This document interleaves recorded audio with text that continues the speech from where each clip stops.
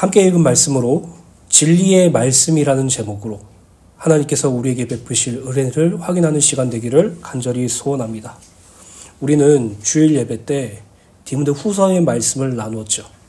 근데 여러 말씀들이 함께 나누는 바람에 디모데 후서 말씀이 잠깐 뒤로 늦춰지게 되었습니다. 디모데 후서 말씀을 다 마친 후에 우리가 더욱더 큰 은혜를 사모하는 그 말씀을 하나님께서 주실 줄 믿습니다. 디모데 후서 말씀은 사도 바울의 마지막 서신이에요. 디모데에게 보내는 편지로 이 편지를 끝으로 사도 바울은 순교로 생을 마감하게 되죠. 그리고 무엇보다도 디모데 후서는 아주 결정적인 내용에 있는데 그 내용은 무엇이냐면은 구원받은 성도, 목회자와 그리스도인들 상관없이 모두 구원받은 성도들이 하나님 앞에서 충성된 복음 사역자가 될 것을 당부하는 말씀이에요. 디모데전서 말씀 같은 경우에는 교회와 목회자와 성도와의 관계, 예배란 무엇인지 또 직분이란 무엇인지 그런 교회적인 체계와 어떤 그런 부분들을 서신으로 썼다면 디모데 후서는 구원받은 모든 성도가 목회자와 성도 할 것 없이 모든 사람들, 구원받은 그리스도인들이 이 땅에 살아가면서 어떤 삶을 살아야 할지 그 사역자의 삶의 자세에 대해서 말씀을 나누고 있어요. 그래서 바울은 디모데 후서 1장부터 반복적으로 그리스도 예수 안에 있는 은혜와 생명을 날마다 누릴 것을 권고했고 무엇보다도 충성된 복음 사역자가 된 성도들은 이 땅에서 자기의 기쁨이 아닌 모집한 상관을 기쁘게 하는 군인으로서 또 하나님의 방법대로 경계하는 운동하는 자로서 또 하나님께서 우리에게 허락하신 구원과 복음을 힘과 열심으로 하는 농부로서 삶을 살 걸 권고하고 있어요. 그리고 미쁘신 주님에 대해서 말씀을 하면서 우리는 주님 앞에 신실함이 없지만 주님께서는 항상 신실함으로 우리를 구원하셨고 우리의 구원을 이루실 것이라고 말씀하고 계시죠. 오늘 살펴볼 말씀은 디모데에게 당시 에베소 교회에 역사하던 이단자들과 이단 사설들에 대한 경계에 대한 권고에 대한 말씀이에요. 오늘 저와 여러분들이 이 땅에 살아가면서 비복음, 비진리가 여러분들을 미혹할 때가 분명히 올 거예요. 그때마다 말씀이 무엇인지 확인하시고 이전에 말씀드렸던 그리스도의 우월성이라는 그 말씀을 기억하셔서 여러분들의 절대적인 기준이 예수 그리스도와 그 복음이 되시기를 예수님의 이름으로 간절히 소원합니다. 디모데 후서 2장 14절 말씀을 제가 다시 한번 읽어드리도록 하겠습니다.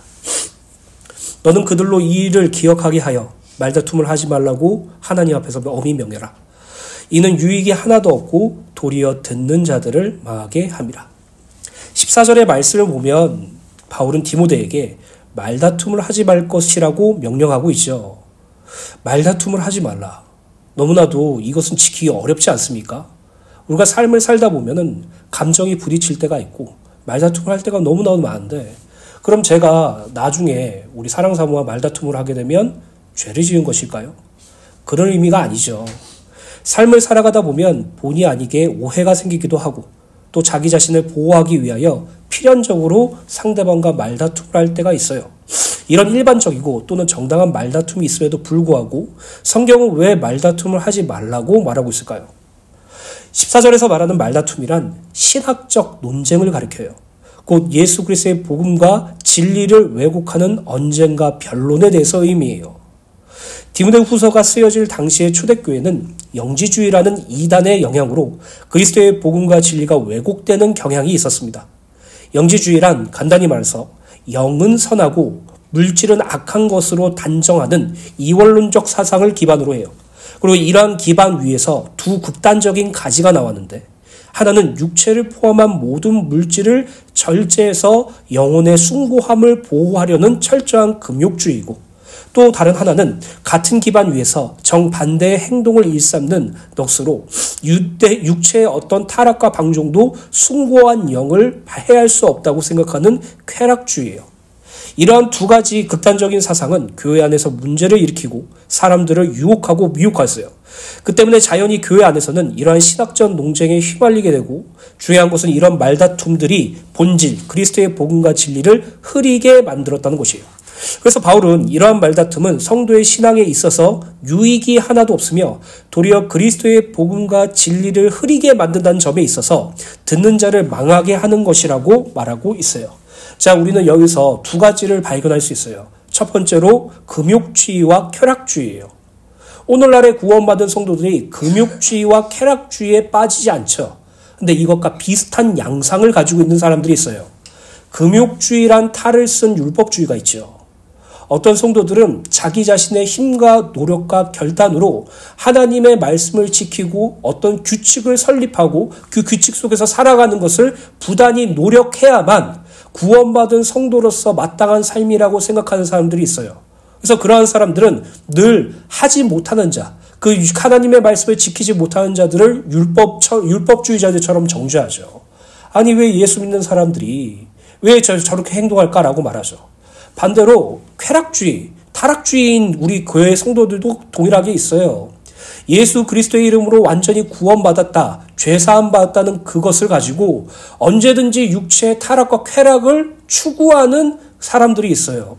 심지어 제가 말할 수 없지만 어느 단체에선 목회자들부터 성적으로 타락해서 교회에 있는 여자들을 건들기도 하고 단란주점을 가기도 하고 또 심각한 일을 초래하기도 하는 그런 일들이 빈번해요. 근데 그들은 그렇게 말해요. 예수는 그리스도. 예수는 그리스도. 우리의 죄가 모두 해결되었습니다. 아무렇지도 않게요. 초대교회 안에 역사했던 금욕주의와 쾌락주의, 오늘날에도 동일하게 역사하고 있어요. 어떤 성도들은 자기가 말씀을 지켰다는 그 고향감으로 그것으로 구원을 이루고 그것이 내가 구원받은 증거라고 착각하죠. 어떤 이들은 죄 용서가 완전하다는 것을 이용하여서 얼마든지 자기의 쾌락과 자기의 타락을 조장하는 사람들이 있어요. 이러한 사람들과 대화를 나누다 보면요, 복음적 포럼이 아닌 언젠가 논쟁이 돼버려요. 여러분, 성경을 보면 이상한 생각이 들 수도 있어요. 그 이유는 무엇이냐면, 흔히 우리가 이단 사설에 빠진 사람들을 만날 때 그 사람들과 같이 논쟁하는 게 맞다고 생각하잖아요. 내가 가진 복음, 내가 가진 그 복음의 지식으로 저 사람이 뭐가 틀렸고 뭐가 잘못되는지 명명백백히 밝혀내서 저 사람이 다시 그것을 깨닫고 돌아오게 하는 것이 맞다고 생각하잖아요. 근데 성경을 보면요, 이단의 사설들 피하라고 말하고 있어요. 이단에 빠진 자들을 몇 번 건겨하다가 그들이 만약에 그거에 계속 빠져 있다면 그들에게서 벗어나라라고 말하고 있어요. 단 한 번도 그들과 부딪혀서 싸워서 이겨라라고 말한 적이 없다고요. 왜 그럴까요? 왜 그럴까요?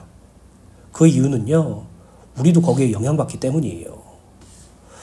한국 교회에 신천지로 이적한 사람들이 얼마나 많은 줄 아십니까? 분명히 그 신천지에 가지고 있는 교리가 잘못됐다는 것을 알고 있음에도 불구하고 그들은 거기에 거리낌 없이 들어가요. 성육신이라는 그 말씀을 변질시켜서 예수님도 이 땅에 성육신 하셨듯이 성령도 이 땅에 성육신 하셔야 된다. 그리고 그 성령의 성육신이 누구냐? 이만이다. 이렇게 말하고 있는데도 그들은 거기에 빠져들어가요. 왜 그럴까요? 그들이 미련해서? 멍청해서? 아니에요. 논쟁과 변론은 아무런 의미가 없어요. 혹시라도 여러분들이 어떤 이단 사상에 빠진 자들을 만나거나 그들과 대화를 나누고 그 사람이 우리에게만 미혹하는 말을 하고 어려운 말을 한다고 할지라도 그들과 성경을 가지고 또 교리를 가지고 싸우려고 하지 마세요. 그냥 그리스도 예수의 복음만 증거하고 그들이 받아들이지 않으면 피하세요. 그리고 그들을 위해서 기도하세요. 그리고 더욱 중요한 말씀은 이거예요. 예수 그리스도의 복음과 진리는 논쟁과 언쟁과 말다툼거리가 아니라 완전한 해답이라는 것이죠. 예수 그리스도의 복음은 논쟁과 언쟁거리가 될 수가 없어요. 예를 들면 이것입니다. 저희 아버지는 홍재용 장로님이죠. 저희 어머니는 권명희 권사님이에요. 저는 홍재용 장로님과 권명희 권사님의 아들로서 두 분은 저를 사랑하시고 저를 지금도 아껴주시며 어떻게 해서든지 저를 도와주시고 베풀어 주시려고 노력하세요. 저는 그분의 아들이라는 게 너무나도 기뻐요. 근데 어떤 사람이 저한테 왔어요. 그래서 와서 야, 너네 아빠 홍재용 장로님 아니야. 너 권명희 권사님 아들 아니야. 너 다른 사람이야. 그 집에서 너랑 상관없어 라고 말하면 제가 그거 가지고 언젠가 논쟁을 벌일까요? 절대로 그러지 않죠. 미친 사람 보듯이 하고 그냥 지나가죠. 피해가겠죠. 마찬가지로 대부분의 신학적 논쟁과 언쟁, 교회 안에서 발생하던 여러 가지 말싸움들은요, 그리스도의 복음을 기준으로 싸우는 게 아니에요. 그리스도의 복음이 아니라 그리스도의 복음을 가진 성도가 이 땅에서 어떻게 사는가, 그 삶을 가지고 싸운다고요. 그래서 어떤 자는 이렇게 말하죠. 예수를 잘 믿으려면 교회도 빠지지 말아야 되고, 헌금도 똑바로 내야 되고, 날마다 교회 충성과 헌신 봉사를 해야 되고, 한 달에, 아니 1년에 몇 명씩 전도를 해야 되고, 1년에 몇 명씩 선교를 가서 그게 일이 해야 되고, 그게 그리스도의 예수를 가진 사람이야. 근데 너는 헌금도 안 하지. 너는 교회도 잘 안 나오지. 너는 전도도 안 하지. 너 구원받은 거 맞아? 이렇게 공격하잖아요. 그리스도 예수의 복음을 가지고 논쟁과 언쟁을 가지지 않아요, 사실. 또 어떤 사람은 아니 예수를 믿으면 모든 문제가 해결됐잖아. 죄 용서 받았잖아. 술 먹으면 어때? 바람 펴도 괜찮아. 좀 도덕과 윤리를 벗어나는 범죄를 저질러도 어때? 내 쾌락을 찾으면 어때? 어차피 나는 구원 받았잖아. 그 삶을 가지고 싸워요. 그래서 사도 바울이 바울 서신을 쓸 때 그 바울 서신을 쓰게 된 이유는 항상 그리스도의 복음이 아니라 그 삶의 양상, 신앙의 어떤 기준과 방향을 가지고 그들이 서로 싸우기 때문에 그 편지를 가지고 오직 그리스도 예수의 우월성만 증거했다는 것이죠. 여러분, 예수 그리스도의 복음은요, 우리에게 있어서 절대적인 기준이에요. 예수 그리스도의 복음 외에 다른 것은 다 악이라고 생각하는 게 어떻게 보면 극단적이라고 생각할 수 있지만 그것이 하나님께서 정해놓으신 선이에요.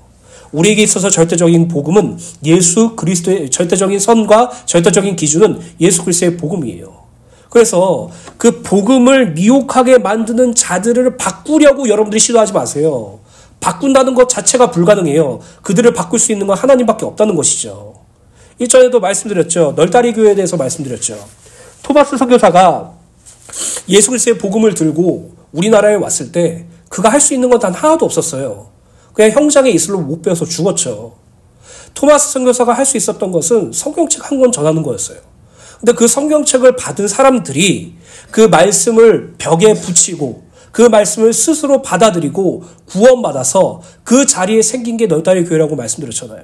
이처럼요, 구원을 받는 전도와 말씀으로 세우는 사역은요, 우리 힘과 노력과 지혜가 아니라 하나님께서 하셔야지만이 가능해요. 그래서 혹시라도 여러분들이 말다툼하게 될 거리가 생기게 된다면, 신학적인 논쟁을 하게 되거나 언쟁을 하게 된다면 한번 여러분들이 경험해 보셔도 좋을 거예요. 저는 신학적 논쟁과 언쟁을 할 때 내가 복음을 수호하고 이 사람의 복음을 증거하겠다는 첫 시작이었지만 두 번째는 이기려고 하게 되더라고요. 성도에게 유익이 되지 않아요. 오히려 망하게 되는 경우죠. 오늘 저와 여러분들의 절대적인 기준이 예수 그리스도의 복음이 되시기를 간절히 소원하며 그 절대적인 기준으로 삶을 살아가시고 대화하는 은혜가 있게 되시기를 예수님의 이름으로 간절히 축원합니다. 첫 번째로 진리의 말씀입니다. 디모데후서 2장 15절입니다. 너는 진리의 말씀을 옳게 분별하며 부끄러울 것이 없는 일꾼으로 인정된 자로 자신을 하나님께 드리기를 힘쓰라. 바울은 교회 안에 이단 사설을 가지고 그릇된 비복음 교리를 가지고 비진리를 가지고 교회와 성도를 미혹하고 무너뜨리는 자들을 피할 것을 말하고 하지 말 것을 명하고 도리어 분명히 해야 될 것들을 제시하죠. 그게 바로 세 가지인데, 첫째는 진리의 말씀을 옳게 분별하는 것, 둘째는 부끄러울 것이 없는 일꾼으로 인정된 자로서 사는 것, 세 번째 자기 자신을 하나님께 드리는 것으로 힘쓰는 것이에요.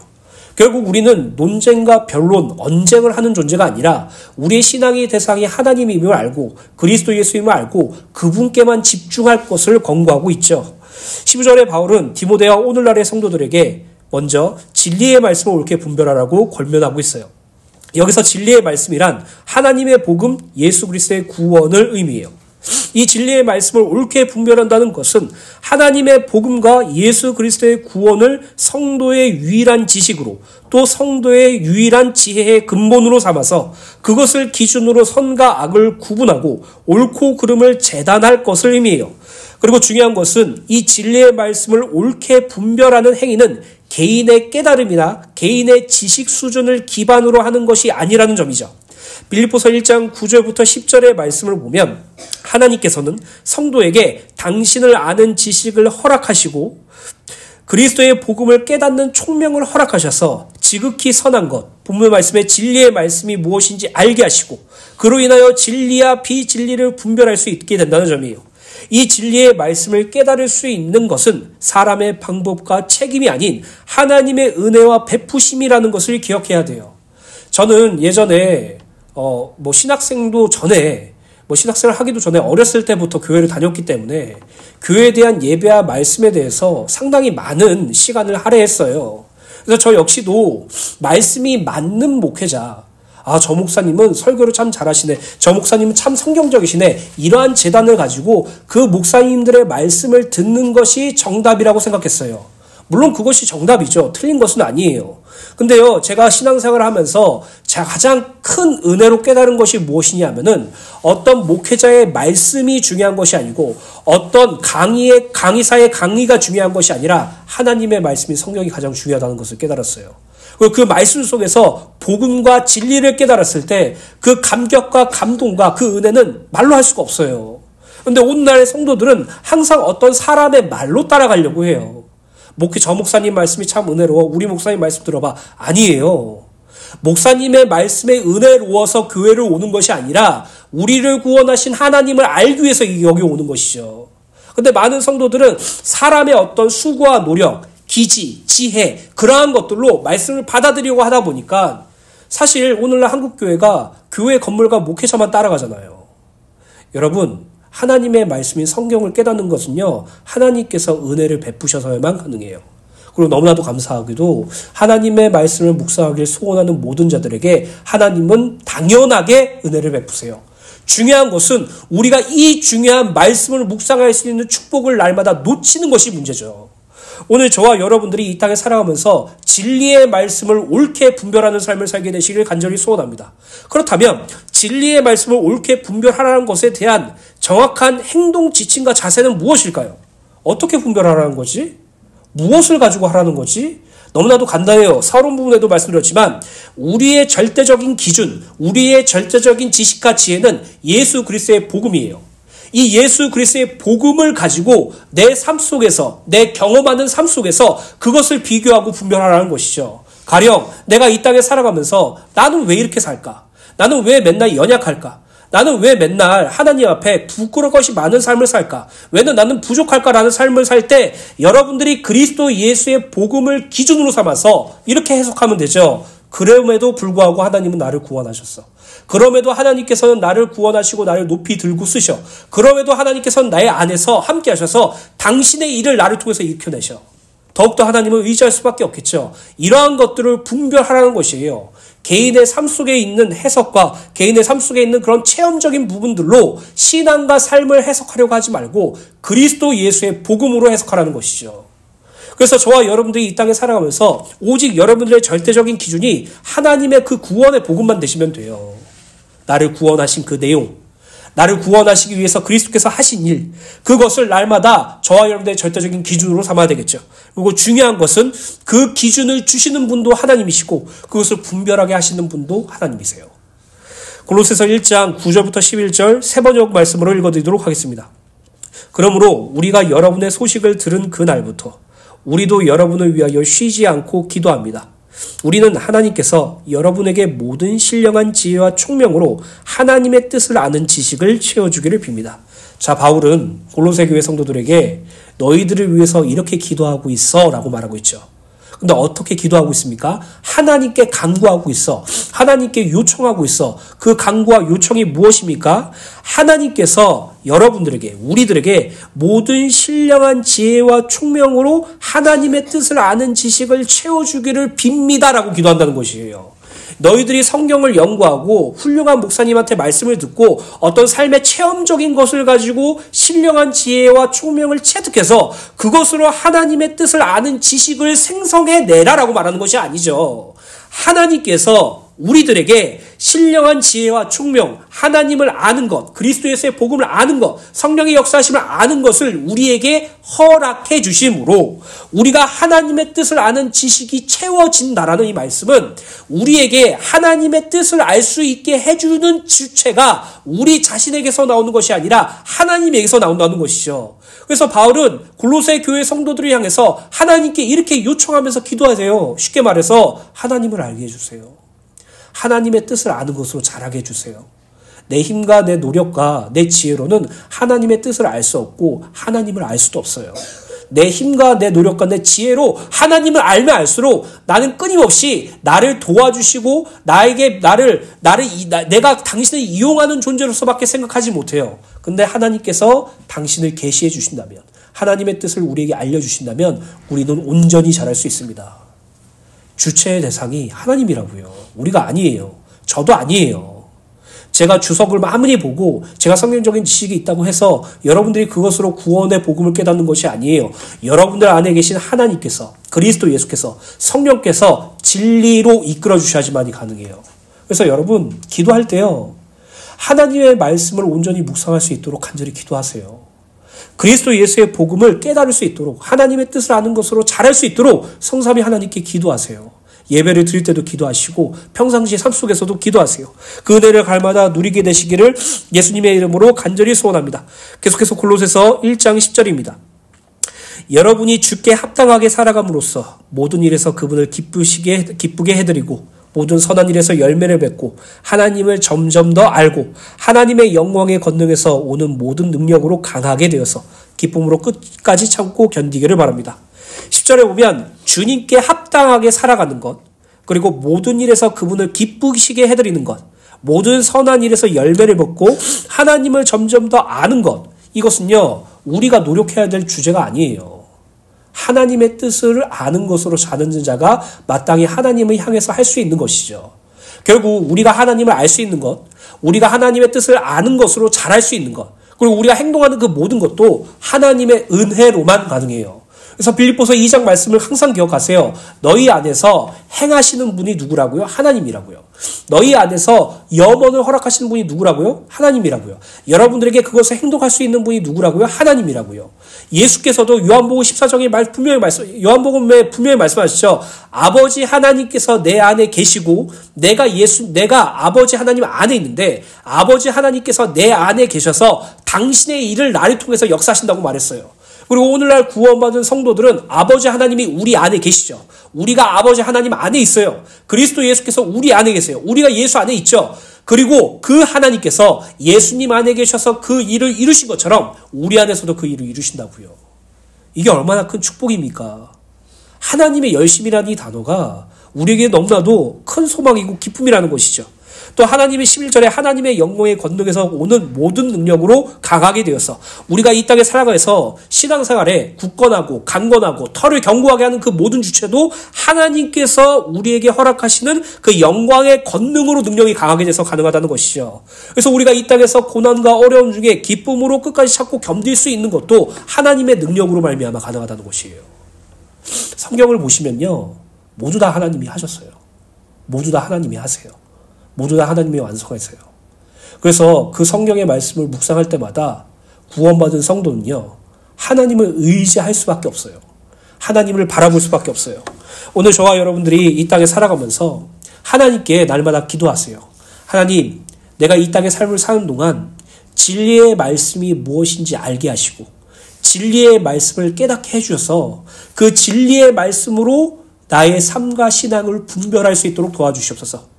이 세상에는 그리스도의 복음을 희미하게 만들고 그리스도 예수께 대한 순결함을 부패하게 만드는 끝없는 사탄의 역사가 나를 공격합니다. 그 안에서 그리스도의 복음이 나에게 절대적인 기준이 되어서 그것으로 옳게 분별하고 하나님께서 원하시는 선과 악이 무엇인지 알아서 주님을 기쁘시게 하는 삶을 살게 하여 주시옵소서. 날마다 그것을 기도 제목으로 삼으시길 예수님의 이름으로 간절히 소원합니다.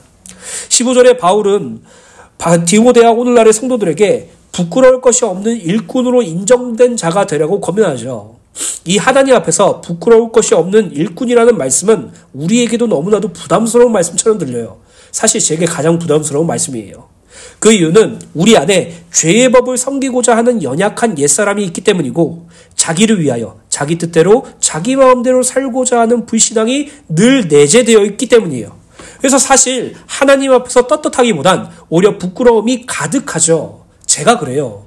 저는요, 예수 그리스도의 복음을 날마다 하나님의 말씀으로 받아들이고 진리의 말씀으로 받아들이고 이 복음을 위해서 살고 목회를 하겠다고 다짐하며 날마다 주를 위하여 나를 자신을 드리길 소원하지만 제 안에 연약한 옛사람이 계속 저를 죄의 법에 사로잡는 것으로 봐요. 계속 육신으로 치닫는 제 모습을 봐요. 계속 내 뜻과 내 목적대로 살길 원하는 것을 봐요. 제가 원하는 삶을 살아가고 싶은 마음이 그득그득해요. 근데 이 말씀을 딱 보면 너무나도 불편해요. 왜요? 하나님 앞에 부끄러울 것이 없는 일꾼으로 인정된 자가 되라는 것이잖아요. 전 부끄러울 것이 너무나도 많거든요. 그러나 여기서 이 말씀에서 가장 중요한 부분은 부끄러울 것이 없는 일꾼이 아니라 인정된 자라는 부분이에요. 이 인정된 자라는 부분을 원어로 보면 금속을 정련하다, 연단이란 뜻으로 일정한 시험을 거친 후에 인정되고 받아들여진 자를 의미해요. 여러분, 정말 여러분들이 싫어할 만한 말 하나 드릴까요? 정말 오직 예수 한 분만 낳는 삶을 살기 원하고 정말 주를 위해서 사는 자들에게는 하나님께서 고난을 주세요. 정말이에요. 내 삶에 오직 예수만 오롯이 남기를 소원해서 정말 그것을 가지고 기도하는 자는 정말 내 뜻대로가 아니라 하나님 뜻대로 살게 해주세요라고 간절히 기도하는 자들에게 하나님은 환난과 고난과 시험을 주세요. 하나님께서는 당신 앞에서 부끄러울 것이 없는 일꾼이 되기를 소망하는 자들에게 고난을 허락하세요. 근데 그 고난은 단순히 성도를 어렵게 하고 힘들게 하고 죽도록 주시는 고난이 아니죠. 그 고난을 통하여 성도를 당신의 거룩하심에 참여하는 자로 연단하시죠. 로마서 5장 3절부터 4절의 말씀처럼 성도는 환난을 통해서 인내를 배우고 인내를 통해서 연단을 낳으며 그 연단 속에서 하나님께 대한 소망이 샘솟게 돼요. 여러분, 저는 제 자신이 제가 목회를 하면서 목회하기 전에 전도사 시절 때도 저는 제 자신이 신앙생활을 올바로 한다고 생각을 했어요. 항상 그랬어요. 나는 그래도 제대로 된 복음을 깨닫고 올바른 신앙생활을 하는 존재라고 항상 깨달았어요. 아니더라고요. 여러 가지 어려움과 고난이 저를 겹쳐올 때 저에게 불신앙 하나를 양파껍질 까듯이 하나씩 다 보여주세요. 하나씩 다 깨닫게 해주세요. 제 안에 숨은 동기와 제 안에 있는 인본주의와 제 안에 있는 모든 것들을 드러내세요. 그게 사실 얼마나 고통스러운데요. 그 고통스러운 고난과 어려움 속에서 우리는 하나님께 부르짖을 수밖에 없어요. 뭐라고 부르짖겠습니까? 하나님 나한테 왜 그러세요? 그거는요, 몇 번 하다가 끝나요. 하나만 해요. 하나님 구원해 주세요. 하나님 살려주세요. 하나님 은혜를 베풀어 주시옵소서. 예수를 진정으로 온전히 믿기를 소원하는 자, 하나님 앞에 부끄러울 것이 없는 자로 일꾼으로 인정받기를 소원하는 자, 자기를 부인하고 자기 십자가를 지고 예수 그리스도를 따르기를 원하는 자, 내 뜻과 내 목적이 아니라 하나님의 뜻과 하나님의 목적으로 살기를 원하는 자는 하나님께서 재련하세요. 하나님께서 연단의 길을 걷게 하세요. 그리고 그 기도 제목을 응답해 주세요. 오늘 저와 여러분들이 이 땅에서 고난과 어려움이 있을 때 여러분들의 신앙이 점점 단단해진다는 것을 경험한다면 그것이 응답이에요. 오늘 저와 여러분들이 환난과 어려움 속에서 그리스도 예수 한 분만 바라보고 그분께 눈물을 흘리면서 기도하고 하나님의 구원의 은혜에 참여한다면 그것이 우리가 받은 가장 큰 응답이에요. 다시 한번 말씀드릴게요. 여러분들의 삶의 절대적인 기준은 예수 그리스도의 복음 하나밖에 없어요. 그 복음을 여러분들의 기준으로 삼아서 삶을 분별하게 되시기를 간절히 소원합니다. 히브리서 10장 8절부터 11절 말씀 천천히 읽어드리겠습니다. 징계는 다 받는 것이거늘 너희에게 없으면 사생자요 친아들이 아니니라. 하나님께서 성도에게 고난을 허락하시는 그 이유는 아들이기 때문이에요. 딸이기 때문이에요. 또 우리 육신의 아버지가 우리를 징계하여도 공경하였거든 하물며 모든 영의 아버지께 더욱 복종하여 살려 하지 않겠느냐. 전 이 말씀이 참 마음에 와닿더라고요. 저도 옛날에 아버지 어머니 말씀을 잘 듣는 그런 편이 아니었어요. 어머니 아버지의 속을 썩이는 존재였죠. 그래서 어머니 아버지가 저를 혼낼 때 너무나도 무섭고 원망스럽고 화가 난다고 할지라도 혼나고 나서 울고 나면 항상 어머니 아버지 품에 안겼어요. 울면서 잘못했다고 용서를 하죠. 우리 아들도 우리 딸도 저에게 혼나는 경우가 몇 번 있거든요. 근데 제가 혼낼 때 우리 아들과 딸이 울면서 잘못했다고 말하고 저에게 안겨요. 근데 이상하죠. 아버지 되신 하나님께서 우리를 징계하실 때 우리 하나님을 버리려고 한다니까요. 우리 하나님께 원망과 정말 말도 안 되는 불평거리를 한다니까요. 나 교회 안 다녀요. 나 예수 안 믿을 거예요. 나 신앙생활 안 할 거예요. 이게 너무나 당연하다니까요. 왜 그럴까요? 하나님 아버지라고 불러도 아버지에 대한 개념이 없기 때문이에요. 아버지에 대한 개념이 없기 때문에 그 사랑도 모르고 아버지에 대한 개념도 없기 때문에 그 경외한도 뭔지 모른다는 거예요. 사실 구원받은 성도가 가지고 있는 신앙적 고민, 구원받은 성도가 가지고 있는 여러 가지 문제들, 하나님의 아버지 되심, 하나님의 자녀됨, 구원이 무엇인지 깨닫지 못하기 때문에 일어나는 모든 부수적인 일들인데 우리는 그걸 다른 데서 찾으려고 하죠. 오늘 저와 여러분들이 기억하세요. 아버지 하나님께서 우리를 징계하실 때 우리는 어떻게 받아들일 것인지, 우리는 어떻게 받아들여야 될 것인지. 10절에 그들은 잠시 자기의 뜻대로 우리를 징계하였거니와 오직 하나님은 우리의 유익을 위하여 그의 거룩하심에 참여하게 하시느니라. 하나님께서 우리에게 연단하시는 이유, 하나님께서 우리에게 징계를 허락하시는 이유, 하나님께서 우리에게 고난을 허락하시는 이유는 하나님은 우리의 유익을 위하여 그의 거룩하심에 참여하게 하시기 위해서라고 나와 있어요. 11절에 무릇 징계가 당시에는 즐거워 보이지 않고 슬퍼 보이나 후로 그로 말미암아 연단받는 자들은 의와 평강의 열매를 맺느니라. 혹시 여러분 고난 나가는 중에 계십니까? 하나님께 끌어안으세요. 하나님의 사랑과 은혜를 간구하세요. 하나님께서 허락하신 그 거룩함에 참여할 수 있도록, 의와 평강의 열매를 맺을 수 있도록 하나님의 도우심을 구하세요. 원망과 불평이 아니라 하나님께 넙죽 끌어안으세요. 그 은혜를 날마다 누리게 되시길 간절히 소원합니다. 15절에 바울은 디모데와 오늘날의 성도들에게 자기 자신을 하나님 앞에 드리기를 힘쓰라라고 권면하죠. 그렇다면 우리 자신을 하나님께 드린다는 것은 어떤 의미일까요? 내 시간과 내 경제를 드리는 것을 의미할까요? 아니면 내가 교회에서 헌신하는 그 정성을 의미할까요? 물론 그것도 그 안에 있겠죠. 그러나 중요한 건 우리가 우리 자신을 하나님 앞에 드린다라는 개념은 로마서 12장 1절에 기록되어 있죠. 너희 몸을 하나님이 기뻐하시는 거룩한 산 제물로 드리라 라고 기록되어 있죠. 이것이 성도가 드리는 영적 예배라고 기록되어 있어요. 자기 자신을 하나님 앞에 드린다라는 부분을 원어로 보면 자신의 모든 것을 하나님께 완전히 맡기는 것을 나타내는 일종의 법적 용어로서 하나님이 우리들을 마음대로 사용하시도록 우리 자신을 온전하게 하나님께 내어드리는 것을 의미해요. 나라는 자아가 죽고 나라는 개념이 죽고 나의 뜻이 다 죽어 없어져서 오직 나를 통해서 하나님의 뜻과 하나님의 생각과 하나님의 목적만 드러나는 것, 그것이 나를 하나님께 드리는 것이에요. 그리고 이것은 어떻게 거대하고 어떻게 이렇게 크고 중요한 의미가 아니라, 중요한 의미긴 하지만 우리가 크게 봐야 될 것이 아니죠. 우린 날마다 하나님께 기도하잖아요. 하나님 뜻대로 살게 해주세요. 하나님의 기쁨이 되게 되어 도와주세요. 내 뜻과 내 목적이 아니라 주님의 뜻과 주님의 목적으로 나를 채워주세요. 자신이 자기 인생의 주인이 되어 세속의 가치를 쫓아 살아가는 자기 영광과 자기 증명의 자리에서 하나님이 주인이 되셔서 하나님의 뜻을 쫓아 살아가고 하나님의 영광을 위해서 사는 것을 자기 자신을 하나님 앞에 드리는 행동이죠. 결국 우리가 이 땅에 살아가면서 당연하게 마땅히 살아야 할 삶은 나 자신을 하나님께 드리는 것이에요. 나 자신을 하나님께 드린다는 것은 어려운 것이 아니에요. 어렵다고 생각하는 이유는 아직도 나라는 자아가 너무나도 중요하기 때문이에요. 내 인생의 주인공은 하나님이 아니고 나라는 사실이 너무나도 맞게 들리기 때문에 어렵게 생각하는 것이죠. 그러나 구원받은 성도들에게는 당연한 일이에요. 고린도후서 말씀에 보면 예수께서 십자가에 죽으신 이유도 구원받은 우리가 더 이상 우리 자신을 위하여 사는 것이 아니라 우리를 위하여 죽었다가 살아나신 그리스도 예수를 위하여 사는 존재로 바꾸었다고 말하고 있죠. 마가복음 8장 31절부터 34절 말씀을 보시면 여기에 자기 자신을 수호하는 베드로와 자기 자신이 아닌 하나님의 삶을 살라고 권면하는 예수님이 나오죠.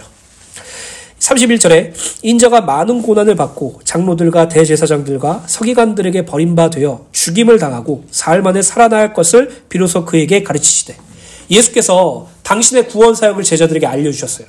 그 구원사역의 내용은 유대 종교 지도들에게 잡혀 십자가에 못 박아 처참하게 죽을 것이 구원사역이라고 말씀드렸어요. 그리고 부활하실 것이라는 부분도 말씀드렸죠. 근데 32절에 드러내놓고 이 말씀을 하시니 베드로가 예수를 붙들고 항변하네. 예수께서 돌이켜서 제자들을 보시며 베드로를 꾸짖어 이르시되 사탄아 내 뒤로 물러가라. 내가 하나님의 일을 생각하지 않고 도리어 사람의 일을 생각하는도다. 자, 상식적으로 생각해 봅시다. 우리가 제자였다고 가정해 보세요. 우리가 제자고 예수님께서 눈앞에 계신데 내가 너희들에게 그리스도의 사역, 메시아적 사역을 이제 알려줄게. 그 메시아적 사역은 내가 유대 종교 지도자들에게 잡히는 거야. 내가 그들에게 고난을 당하고 십자가에 죽고 사흘 만에 살아나는 거야 라고 말할 때 당연하게 드는 감정이 무엇입니까? 정말로 예수님을 사랑한다면 안 하시면 안 돼요? 도망가요 우리. 뭐하러 잡혀요 예수님. 그냥 우리랑 같이 살아요. 그냥 그런 고난과 어려움 겪게 하지 마시고 예수님께서 잠깐 피하셨다가 다시 이 이스라엘을 다시 제 나라로 만들 수 있도록 이 나라를 뒤집으세요. 전복하세요. 역전하세요. 라고 말하겠죠. 베드로가 예수를 붙잡고 항변하는 것은 세상적인 기준으로 어떻게 보면 당연한 것이에요. 근데 예수님은 뭐라고 말씀하십니까? 사탄아 내 뒤로 물러가라 라고 말하죠. 왜요? 그 사람의 일이 하나님의 일과 반대가 되니까. 내가 생각하고 내가 맞다고 생각하는 그 선악의 기준이 하나님의 구원 사역의 기준의 선악의 기준과 다르다면 그것은 악이기 때문이에요. 그래서 예수님은 철저하게 말하죠. 너는 지금 나를 사랑해서 하는 말이기도 하지만 그것은 사람의 일이야. 사람의 생각일 뿐이야. 그리고 네가 지금 사람의 일로 하나님의 일을 막으려고 하고 있어. 오늘 우리가 이 땅에 살아가면서 좀 극단적인 얘기일 수도 있겠지만 하나님을 향한 열심과 하나님을 향한 감정이 사람의 일이 될 수도 있어요. 그 열심과 그 일과 그 감정들이 하나님의 일을 가로막을 때가 있다고요. 그래서 우리는 날마다 죽은 자로서 하나님 앞에 나아가야 돼요. 날마다 우리는 그리스도 예수의 복음이 우리의 절대적인 기준이라는 걸 깨닫고 내 자아를 철저하게 깨트리고 하나님의 선과 악만이 유일한 지식의 근본이라는 걸 깨닫고 날마다 하나님의 도우심을 구해야 되겠죠. 그래서 34절에 무리와 제자들을 불러 이르시되 누구든지 나를 따라오려거든 예수님을 쫓아가는 그리스도인의 삶을 살려거든 자기를 부인하고 자기 십자가를 지고 나를 따를 것이라 라고 말하고 있죠. 오늘 저와 여러분들이 신앙생활을 하면서 날마다 놓치지 말아야 될 것이 있어요. 하나님의 복음, 그리스도 예수의 그 복음, 진리, 그것이 여러분들 삶의 절대적인 기준이 되셔야 돼요. 거기에 과하면 맞고 부하면 틀린 것이에요. 이대주와 결론 부분은 시간이 많이 갔기 때문에 수요 예배와 금요 예배 때 함께 나누도록 하겠습니다. 디모데 후서 2장 19절 말씀, 이 말씀이 너무나도 저에게 많은 은혜를 주신 말씀이거든요. 이 말씀을 여러분들 일주 동안 묵상하시고 수요 예배와 금요 예배 때 하나님의 말씀으로 체험하는 은혜가 있게 되시길 간절히 소원합니다.